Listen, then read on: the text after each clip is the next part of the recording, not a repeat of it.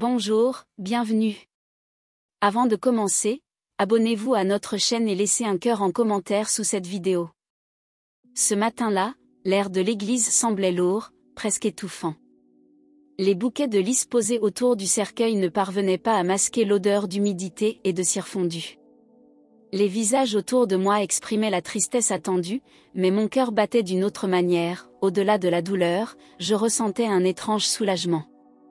Depuis des années, notre mariage s'était effrité, rongé par les mensonges, les silences et les absences. J'avais appris à faire semblant, à sourire en public alors que la rancune me consumait. Pourtant, en voyant ce cercueil, je savais que la page se tournait, mais pas de la manière paisible que les autres imaginaient. J'ignorais alors que la suite viendrait détruire ce qui me restait de paix. Après la cérémonie, les condoléances se succédaient, chacune accompagnée d'un regard compatissant que je supportais à peine. Les mots « courage » et « force » revenaient en boucle, comme si ma vie n'avait été qu'une succession de combats silencieux. Je me tenais droite, recevant les mains serrées et les embrassades, mais à l'intérieur, je me sentais vide. Ce vide n'était pas seulement lié à la perte, mais à la certitude qu'il emportait avec lui des secrets inavoués. Mon esprit vagabondait vers ces nombreuses soirées où il prétendait avoir des réunions importantes. Les images se mélangeaient, son sourire forcé, les factures imprévues, les disputes étouffées. Ce jour-là, je pressentais que les funérailles n'étaient que le début d'un autre enterrement, celui de mes illusions. Les dernières semaines avaient été une épreuve insidieuse. Je n'avais pas seulement porté le poids de son état de santé déclinant, mais aussi celui d'un doute qui me rongeait. Les absences s'étaient multipliées, souvent justifiées par des appels professionnels soudains ou des voyages d'affaires improvisés. Mais ce qui me blessait le plus, ce n'était pas ces mensonges maladroits, c'était l'évidence qu'il ne cherchait même plus à les rendre crédibles. Les disputes sur l'argent étaient devenues fréquentes, factures inexpliquées, retraits importants, virements à des destinataires inconnus. Chaque échange se terminait par lui claquant une porte au nez ou quittant la maison pendant des heures. Je m'étais souvent demandé si j'exagérais, si ma fatigue n'altérait pas mon jugement. Mais le sentiment d'être écarté de sa vie, d'être devenue une figurante dans notre propre mariage, était trop fort pour être une illusion. Mes nuits étaient hantées par des scénarios que je voulais chasser, mais qui revenaient chaque fois que j'entendais son téléphone vibrer. Même dans les derniers jours à l'hôpital, il semblait plus préoccupé par ses messages que par ma présence à son chevet. Cette distance glaçante avait peu à peu éteint l'espoir de retrouver un jour la complicité que nous avions connue. Et au fond, je savais que sa mort ne mettrait pas fin à toutes les blessures. 2 semaines après les funérailles, alors que je tentais de reprendre un semblant de routine, ma sœur m'a appelée. Sa voix, douce mais insistante, m'invitait à l'anniversaire de son fils, qui fêtait ses 1 an. Elle prétextait que, se retrouver en famille, m'aiderait à penser à autre chose. J'ai hésité. Ma relation avec elle avait toujours été teintée d'une certaine rivalité, mais je ne voulais pas alimenter les ragots en refusant. Je me suis dit qu'une après-midi entourée d'enfants, de rires et de gâteaux pourrait apaiser mes pensées. J'ai donc accepté, mais non sans une pointe de méfiance. Dans les jours qui ont suivi, je me suis demandé pourquoi elle avait insisté autant. Elle n'avait jamais été du genre à multiplier les gestes de soutien, et encore moins à se montrer protectrice envers moi. Peut-être voulait-elle se donner bonne conscience, ou simplement se mettre en scène en sœur attentionnée. En tout cas, je n'avais pas imaginé que cette invitation apparemment innocente serait le théâtre d'une révélation capable de briser le reste de mon équilibre. J'allais bientôt découvrir que, sous les nappes colorées et les ballons, se cachait un piège soigneusement préparé. En arrivant devant la maison de ma sœur, j'ai tout de suite remarqué que l'atmosphère n'avait rien de la chaleur familiale à laquelle je m'attendais. Les conversations semblaient s'interrompre dès que je franchissais une porte, et certains invités évitaient mon regard avec une maladresse presque visible. Les sourires étaient forcés, comme plaqués sur des visages crispés. Même la musique de fond paraissait étrangement basse, comme si tout le monde attendait un moment précis.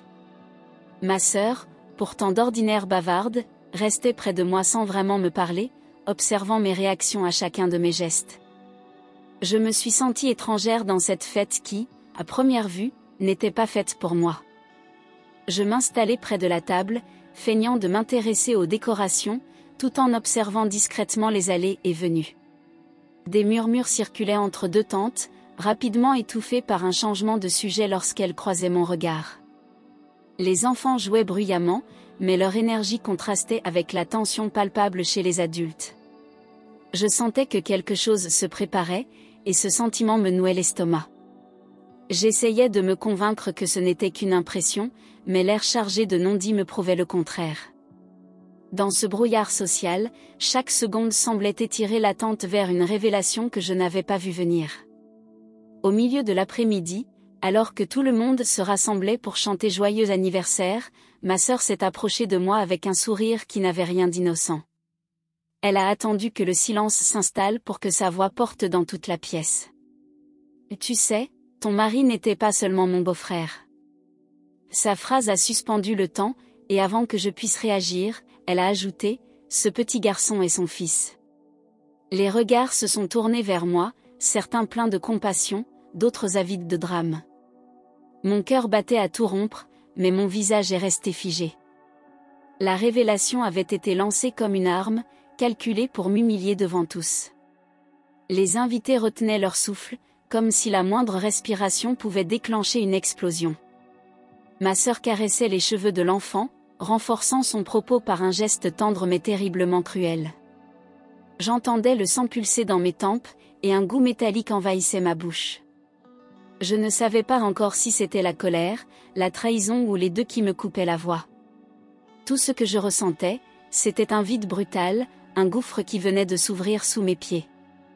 Comme si cette confession ne suffisait pas, elle a poursuivi avec une assurance glaciale, « Et puisque c'est son fils, il m'a laissé dans son testament la moitié de ta maison. » Sa voix était claire, presque joyeuse, comme si elle annonçait un prix gagné à un jeu. Les invités échangeaient des regards incrédules, incapables de savoir s'ils assistaient à une dispute familiale ou à une déclaration légale. Je sentais chaque muscle de mon corps se tendre, mais je m'efforçais de ne rien laisser paraître. Mon esprit analysait déjà chaque mot, chaque implication. Elle sortit alors un papier plié en 4 de son sac, le déposa devant moi sur la table et ajouta, « Voilà la preuve. » Le document portait un en-tête de notaire, et même de loin, je pouvais voir la signature de mon mari. Autour de nous, le brouhaha avait repris, mêlé de chuchotements et de questions à voix basse. Je ne touchais pas au papier, consciente que toute réaction impulsive lui donnerait plus de pouvoir. Au lieu de cela, je soutins son regard, cherchant à lui faire comprendre que ce théâtre public ne me briserait pas. Elle poussa le papier vers moi avec un geste théâtral, comme si elle attendait que je l'ouvre immédiatement. Le bruit du papier froissé résonna dans le silence tendu de la pièce. Je posai ma main dessus, mais au lieu de le déplier, je le fis glisser lentement vers mon sac. Chaque mouvement était calculé pour ne pas lui offrir la réaction qu'elle espérait. Mon regard se promena sur les visages autour, et je vis l'excitation malsaine briller dans certains yeux. C'était un spectacle pour eux, mais pour moi, c'était le début d'une bataille que je comptais mener en silence. À l'intérieur, ma colère bouillonnait, mais je savais que céder à l'émotion serait une erreur. Le document, qu'il soit authentique ou non, ne pouvait pas être contesté ici, au milieu des ballons et des verres à moitié vides. Je pris une inspiration profonde, laissant mon visage redevenir impassible. Les chuchotements s'amplifiaient, et ma sœur savourait chaque seconde de ce malaise orchestré. J'avais envie de lui arracher ce sourire suffisant, mais je me contentais de ranger mes armes pour plus tard. La guerre ne se gagne pas sur un coup de colère, mais avec stratégie. Je me redressai sur ma chaise, croisant les jambes et affichant un sourire presque courtois. « Là, je vois », dis-je simplement, comme si elle m'avait annoncé une nouvelle sans importance. Ce masque de sérénité la déstabilisa un instant, et je vis une lueur d'agacement traverser ses yeux. Elle avait préparé ce moment pour me voir perdre le contrôle, pas pour me voir répondre avec une froideur maîtrisée. Autour de nous, certains invités semblaient déçus que l'explosion n'ait pas eu lieu. Je savourais intérieurement le fait d'avoir, au moins pour cette manche, inversé les rôles. Mon silence pesait plus lourd que n'importe quelle insulte. Chaque seconde qui passait lui volait un peu du triomphe qu'elle avait imaginé. Je savais qu'en agissant ainsi, je lui donnais l'impression que ce qu'elle disait ne m'atteignait pas. Mais au fond, la blessure était profonde, et je sentais déjà les premières flammes d'un désir de vengeance s'allumer. Elle recula légèrement, comme si elle se demandait quel serait mon prochain geste. Ce qu'elle ignorait, c'est que ma vengeance ne se ferait pas dans cette salle, mais dans un bureau, devant un juge. Alors qu'elle s'éloignait pour parler à d'autres invités, mon esprit revivait les derniers mois. Les absences inexpliquées, les messages qu'il coupait dès que j'entrais dans la pièce, les voyages improvisés soi-disant pour « affaires ». Je repensais aussi à ces cadeaux qu'il achetait, prétendant qu'ils étaient pour des collègues, alors qu'ils disparaissaient mystérieusement. Chaque détail que j'avais choisi d'ignorer prenait soudain tout son sens, s'imbriquant dans une vérité que je refusais jusqu'ici d'admettre. Cette liaison n'était pas un accident, c'était une double vie soigneusement construite. Les images défilaient dans ma tête, comme un puzzle qui se complète enfin. Je me souvenais de ses sourires étrangement satisfaits en rentrant tard, de ses silences quand je posais trop de questions. Même ses colères soudaines paraissaient maintenant n'être qu'une diversion pour détourner mon attention. J'avais été aveugle, ou peut-être avais-je préféré l'être pour éviter d'affronter la réalité. Mais désormais, plus rien ne pourrait me faire reculer. Cette trahison avait ouvert une porte que je ne refermerais pas sans avoir obtenu justice. Le lendemain matin, encore imprégné du malaise de la veille, je pris rendez-vous avec mon notaire. Assise face à lui dans son bureau au mur tapissé de dossiers, je déposai le document sur la table sans un mot. Il ajusta ses lunettes, l'examina attentivement, puis releva les yeux vers moi. « Ce testament semble authentique, mais il faudra vérifier plusieurs points, » dit-il d'un ton mesuré. Mon cœur battait plus vite, partagé entre crainte et espoir. Je savais que cette rencontre serait la première étape vers la vérité, mais je redoutais aussi ce qu'elle pourrait révéler. Il me demanda calmement des détails sur l'achat de la maison, les conditions du mariage et toute trace d'accord signé. Je répondis avec précision, m'efforçant de contrôler ma voix. Chaque question me rapprochait de la certitude que la situation n'était peut-être pas aussi désespérée qu'elle en avait l'air. Mon notaire notait tout méthodiquement, puis déclara qu'il faudrait croiser ces informations avec les archives notariales et les registres de propriété. Je sortis de son bureau avec un mélange étrange de soulagement et de détermination. Une partie de moi savait déjà que ma sœur allait regretter son arrogance. 3 jours plus tard, je reçus un appel de mon notaire. Sa voix contenait une pointe de satisfaction lorsqu'il m'annonça que la maison avait été achetée à mon nom, avant le mariage. Cette précision changeait tout, elle faisait partie de mon patrimoine personnel, intouchable sans mon accord. J'écoutais en silence, laissant ces mots s'imprimer dans mon esprit comme une arme prête à être utilisée. La froideur calculée que j'avais affichée lors de la fête prenait maintenant tout son sens. J'avais une carte maîtresse en main, et je comptais bien m'en servir. Il m'expliqua aussi que, même si mon mari avait voulu léguer cette maison, il n'en avait pas le pouvoir légal. Sans une signature de ma part, toute disposition la concernant était nulle. Je réalisais alors que la scène publique orchestrée par ma sœur n'était pas seulement humiliante, elle était juridiquement vide. Cette découverte me redonna un élan d'énergie que je n'avais pas ressenti depuis des semaines. Le chagrin se transformait peu à peu en une volonté claire, reprendre le contrôle et défendre ce qui m'appartenait. En poursuivant ses recherches, le notaire confirma que mon mari pouvait léguer uniquement ses biens propres, et non les miens. Chaque terme juridique me paraissait désormais une protection solide contre les prétentions de ma sœur. Je pris conscience que cette affaire ne relevait pas seulement de la famille, mais d'un cadre légal précis qui jouait en ma faveur. Ce savoir me donnait une force nouvelle, presque une sérénité dans la tempête. Il ne s'agissait plus de subir, mais de contre-attaquer avec intelligence. Il me recommanda de conserver toutes les preuves et de ne pas répondre aux provocations. Plus je restais silencieuse, plus elle se trahirait elle-même par son impatience. Je me sentais prête à engager une procédure, non par vengeance pure, mais pour faire respecter mes droits. Cette détermination chassait peu à peu le sentiment d'impuissance qui m'avait habité depuis le décès de mon mari. J'avais enfin une base solide pour affronter le combat qui s'annonçait. Dès le lendemain, j'ai commencé à rassembler des relevés bancaires, des factures et des courriels qui pouvaient éclairer la situation. Je savais que chaque détail avait son importance, et je ne voulais rien laisser au hasard.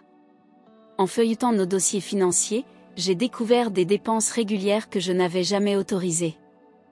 Les montants n'étaient pas toujours élevés, mais leur fréquence laissait deviner une habitude bien ancrée. J'ai noté les dates, les lieux et les bénéficiaires, construisant pièce par pièce le puzzle de cette trahison. Mon objectif n'était pas seulement de prouver qu'il avait menti, mais aussi de montrer que ma sœur en avait pleinement profité. Pour éviter toute fuite d'informations, je n'ai parlé de mes démarches à personne, pas même à mes amis les plus proches. Je passais mes soirées plongées dans les papiers, relisant les mêmes lignes jusqu'à en connaître chaque chiffre par cœur. Plus j'avançais, plus je sentais que le fil que je tirais menait à une vérité bien plus vaste que prévu. Chaque virement suspect, chaque retrait en liquide renforçait l'image d'une complicité active entre eux. Mon chagrin se transformait en une énergie froide et méthodique, prête à frapper au moment opportun. Alors que je sortais mes poubelles un soir, ma voisine, Madame Laurent, m'interpella depuis sa fenêtre. Elle avait toujours eu un goût prononcé pour les confidences, mais cette fois, son ton était grave. Elle me raconta avoir vu mon mari entrer chez ma sœur à plusieurs reprises, toujours en fin de journée, et repartir tard le soir. Elle précisa qu'il s'y rendait surtout lorsque je partais en déplacement professionnel. Ces paroles confirmaient mes soupçons et ajoutaient un poids supplémentaire à mon dossier. Ce n'était plus seulement une affaire de chiffres, mais de faits concrets observés par un témoin. Je l'écoutais attentivement, prenant soin de noter mentalement chaque détail, y compris les dates approximatives. Madame Laurent semblait hésiter, comme si elle craignait de s'attirer des ennuis, mais sa curiosité l'emportait toujours sur la prudence. Elle conclut en disant qu'elle n'avait jamais voulu se mêler de mes affaires, mais que ce qu'elle avait vu lui paraissait anormal. Ces mots résonnèrent longtemps dans ma tête, renforçant ma conviction que ma sœur et mon mari avaient agi avec un aplomb calculé. Je savais désormais que je détenais un élément clé pour crédibiliser mon récit devant la justice. En fouillant dans les affaires que mon mari avait laissées au grenier, je tombais sur une boîte en carton soigneusement fermée. À l'intérieur, je découvris des copies de relevés bancaires et de contrats que je n'avais jamais vus. Certains montraient des virements réguliers vers le compte de ma sœur, parfois accompagnés d'un simple libellé, remboursement ou prêt. Ces justificatifs étaient autant de clous qui scellaient le cercueil de leurs mensonges. Leurs échanges d'argent étaient bien plus fréquents et anciens que je ne l'imaginais. Je pris en photo chaque document et les rangeai dans un dossier sécurisé, décidé à ne rien perdre. En les analysant, je réalisais que certains virements avaient été effectués alors que notre situation financière était tendue, ce qui rendait la trahison encore plus insupportable. Ces papiers étaient la preuve matérielle que mon mari avait financé ma sœur en toute connaissance de cause. Chaque page que je tournais alimentait ma détermination à poursuivre cette affaire jusqu'au bout. Ce n'était plus seulement une question de justice, c'était une affaire de dignité. Lors de notre prochain rendez-vous, j'apportai tous les documents au notaire, qui les examina avec attention. En voyant la régularité des virements vers le compte de ma sœur, il fronça les sourcils. Ces transferts pourraient être interprétés comme un détournement d'actifs au détriment de vos intérêts, expliqua-t-il. Ces mots confirmèrent ce que je pressentais depuis le début, il ne s'agissait pas de simples gestes généreux, mais d'un financement dissimulé. Chaque mouvement d'argent était une pièce supplémentaire dans le dossier que je construisais. La vérité prenait forme, et elle était bien plus accablante que je ne l'avais imaginé. Il me recommanda de classer chaque preuve par ordre chronologique afin de montrer clairement la répétition des transactions. En les alignant sur la table, je voyais apparaître un schéma précis, presque mécanique. Mon mari n'avait pas seulement aidé ma sœur financièrement, il avait intégré cette dépense dans son mode de vie. Cela rendait la trahison encore plus personnelle et préméditée. Je comprenais enfin que ce n'était pas un coup de tête, mais un plan qui avait duré des années. Cette révélation transformait mon indignation en une volonté glaciale d'agir. Après avoir longuement pesé le pour et le contre, je pris rendez-vous avec mon avocat. Assise face à lui, je racontais les faits dans l'ordre, en appuyant chaque point par un document ou un témoignage. Il écouta attentivement, hochant la tête à mesure que le dossier se renforçait. Lorsque j'eus terminé, il me regarda droit dans les yeux et dit : « Nous allons contester le testament et déposer plainte pour abus de confiance. » Entendre ces mots me donna un sentiment de puissance que je n'avais pas ressenti depuis longtemps. Pour la première fois depuis les funérailles, je voyais une sortie possible à cette situation. Nous préparâmes ensemble la stratégie, décidant de frapper vite avant qu'elle ne puisse inventer de nouvelles manœuvres. Il insista sur l'importance de rester silencieuse publiquement pour ne pas l'alerter davantage. Chaque étape du plan me donnait l'impression de reprendre le contrôle sur ma vie. Je n'étais plus la femme humiliée lors d'une fête, mais une adversaire méthodique prête à défendre ce qui lui revenait. Mon avocat me promit qu'avec un dossier aussi solide, nous avions toutes les chances de gagner. Je sortis de son bureau avec une détermination implacable. Quelques jours plus tard, ma sœur reçut une lettre recommandée avec accusé de réception. À l'intérieur, une convocation l'informait que la succession serait gelée le temps de l'enquête. Je l'appris par un appel furieux qu'elle me passa le soir même. Sa voix tremblait de colère tandis qu'elle m'accusait de vouloir la ruiner.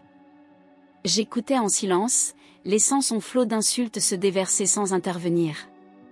Chaque mot qu'elle prononçait confirmait qu'elle ne s'attendait pas à une riposte aussi rapide. Elle tenta de me faire culpabiliser en évoquant « la famille » et « le sang qui nous unit », mais ses arguments sonnaient creux après tout ce qu'elle avait fait. Je me contentais de lui rappeler calmement que la justice trancherait et que je n'avais fait que défendre mes droits. Le silence qui suivit me prouva qu'elle avait compris que je ne reculerais plus. Ce moment marqua le véritable début de notre confrontation, non plus voilée par les sourires de façade, mais exposée au grand jour. Et cette fois, j'étais prête. Le lendemain de la convocation, elle débarqua chez moi sans prévenir, claquant la porte derrière elle. Son visage était rouge de colère, et ses yeux lançaient des éclairs. Elle me traita de menteuse, de voleuse, affirmant que j'avais toujours été jalouse d'elle. Je la laissai parler, observant chaque geste, chaque mot, comme si je recueillais de nouvelles preuves pour mon dossier. Sa voix montait, emplissant le salon d'une tension électrique. Malgré l'envie de répondre, je gardai mon calme, sachant que la perdre de vue sur le plan émotionnel serait mon erreur. Elle s'approcha si près que je pouvais sentir son souffle, me lançant des accusations absurdes pour tenter de me déstabiliser. Mais au lieu de réagir, je lui rappelai d'une voix ferme que désormais, tout se réglerait devant le juge. Mon ton sec la fit reculer d'un pas, comme si elle venait de comprendre que je n'étais plus la même. Ce n'était plus une querelle familiale, mais un litige juridique clair. Et dans ce domaine, ses cris ne valaient rien face à mes preuves. Je pris une inspiration lente avant de lui dire que la maison m'appartenait légalement, qu'aucun document ne pourrait changer ce fait. Mes mots étaient précis, pesés, destinés à couper court à toute illusion. Elle tenta de répliquer, mais sa voix se brisa légèrement, signe que ma certitude l'atteignait. J'ajoutai que si elle continuait à me diffamer, je pourrais étendre la plainte à d'autres chefs d'accusation. Ce fut la première fois que je la vis hésiter, ses yeux cherchant une échappatoire. La voir perdre un peu de son assurance fut un moment silencieusement satisfaisant. Je restai debout, les bras croisés, imposant une distance physique et émotionnelle. Plus je restais immobile, plus son agitation paraissait ridicule.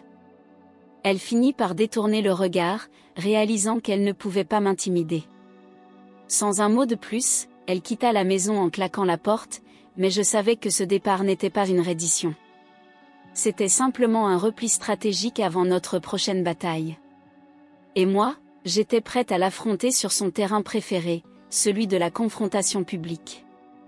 Le jour de l'audience, la salle du tribunal était pleine, remplie de visages curieux et de murmures impatients. Je m'assis à côté de mon avocat, sentant le poids de chaque regard posé sur moi. Ma sœur était en face, le menton relevé, tentant de paraître confiante. Le juge entra, imposant instantanément le silence. Les échanges commencèrent par la lecture des faits, suivis de la présentation des preuves. Mon avocat exposa méthodiquement les documents bancaires, les témoignages et les relevés notariaux. Chaque élément était une pierre ajoutée au mur que nous construisions contre ses prétentions. Les expressions sur les visages des personnes présentes changeaient à mesure que la vérité se révélait. Ma sœur, qui avait commencé avec un léger sourire, le perdit au fil des arguments. Le juge écoutait attentivement, prenant des notes, et je savais que notre dossier tenait solidement. Ce moment n'était plus seulement une question de bien matériel, mais une affirmation de mon droit à la vérité et à la justice. Après plusieurs heures d'audience, le juge prit enfin la parole pour annoncer sa décision.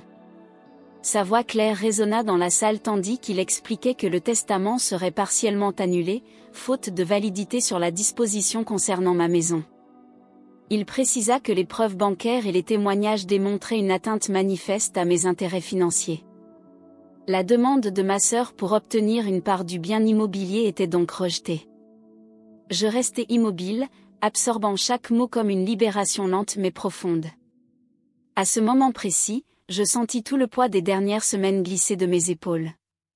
Le juge conclut en rappelant que les biens propres ne peuvent être transmis sans l'accord explicite de leur propriétaire. Ces mots résonnèrent comme un point final à cette humiliation publique. Ma sœur baissa légèrement les yeux, évitant de croiser mon regard, signe que la façade commençait à se fissurer. Je ne jubilais pas, car la douleur de la trahison restait intacte, mais je savourais la victoire silencieuse que la justice venait de m'accorder. Ce n'était pas seulement une affaire gagnée, c'était ma dignité restaurée. La nouvelle du verdict se répandit rapidement dans la famille, provoquant une onde de choc. Certains membres me félicitèrent discrètement, tandis que d'autres prirent ouvertement le parti de ma sœur. Les repas de famille devinrent impossibles, chaque rencontre se transformant en chant de tension et de murmures. Les messages que je recevais oscillaient entre le soutien sincère et les reproches voilés. Je compris alors que cette victoire avait un prix, celui de l'isolement au sein de mon propre sang. Mais je préférais cette solitude à la soumission silencieuse. Ceux qui m'avaient soutenu le firent avec plus de discrétion, comme pour éviter d'attiser le conflit. Ma sœur, elle, se présenta en victime auprès de ceux qui voulaient bien l'écouter, réécrivant l'histoire à son avantage. Pourtant, les faits restaient gravés dans les dossiers judiciaires, inaltérables. Je choisis de ne pas me défendre verbalement auprès des proches, laissant la vérité parler d'elle-même. C'était une rupture familiale que je savais définitive, mais nécessaire pour préserver ma paix intérieure. Peu à peu, j'ai cessé de répondre aux appels et aux invitations venant de ceux qui entretenaient la discorde. J'ai compris que maintenir un lien avec certaines personnes revenait à rouvrir sans cesse les mêmes blessures. Ma maison, vidée de l'ombre de mon mari et de l'écho des disputes, devint mon refuge. J'y retrouvai un silence apaisant, ponctué seulement par les bruits du quotidien. Ce calme contrastait avec l'agitation permanente qui avait marqué les derniers mois de ma vie.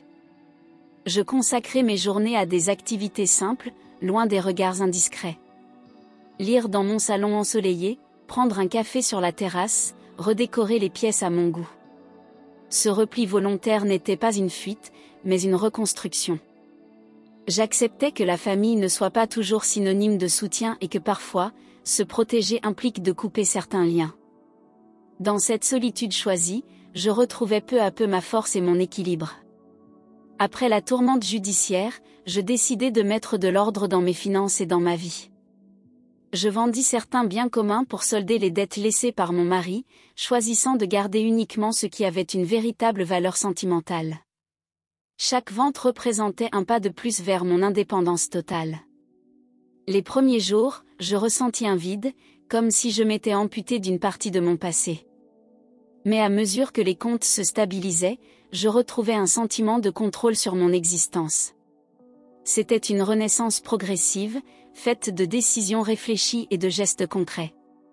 Je réappris à investir mon temps et mon énergie dans ce qui comptait vraiment. Les matinées devinrent synonymes de projets personnels, rénover le jardin, reprendre la peinture, cuisiner pour moi seule. Ce rythme nouveau me rappelait que je pouvais créer ma propre stabilité, sans dépendre de personne. La douleur n'avait pas disparu, mais elle se transformait en une force discrète, prête à me soutenir pour les défis à venir. Mon regard sur l'avenir changeait, s'éclaircissant un peu plus chaque jour. Petit à petit, la maison cessa d'être le témoin muet des trahisons passées pour devenir un espace apaisant. Je changeai la disposition des meubles, repeignis les murs et ajoutai des couleurs qui reflétaient ma personnalité. Ces transformations physiques symbolisaient ma reconstruction intérieure.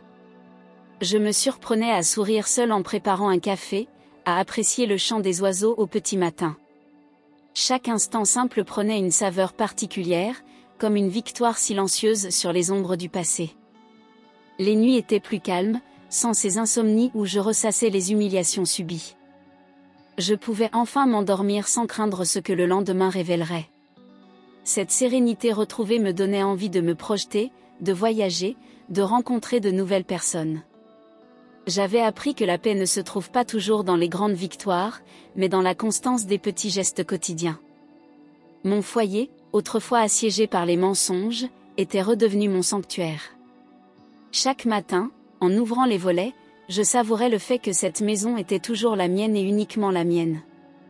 Le soleil entrant par les fenêtres me rappelait que j'avais traversé la tempête sans perdre ce qui m'était le plus cher. Je ne cherchais plus à obtenir des excuses, car je savais qu'elles ne viendraient jamais. Ma victoire se mesurait dans mon autonomie retrouvée et dans la certitude d'avoir défendu mes droits jusqu'au bout. Je n'avais pas gagné pour humilier, mais pour protéger ce qui m'appartenait. Cette expérience m'avait changé, m'apprenant à ne plus ignorer les signes, à agir au lieu de subir. Je portais désormais en moi une force tranquille, imperceptible pour ceux qui ne me connaissaient pas, mais bien réelle. Les blessures restaient en filigrane, mais elles faisaient partie de mon histoire. Je savais que, quoi qu'il arrive, je pourrais toujours me relever. Dans le silence de ma maison, je vivais enfin selon mes propres règles.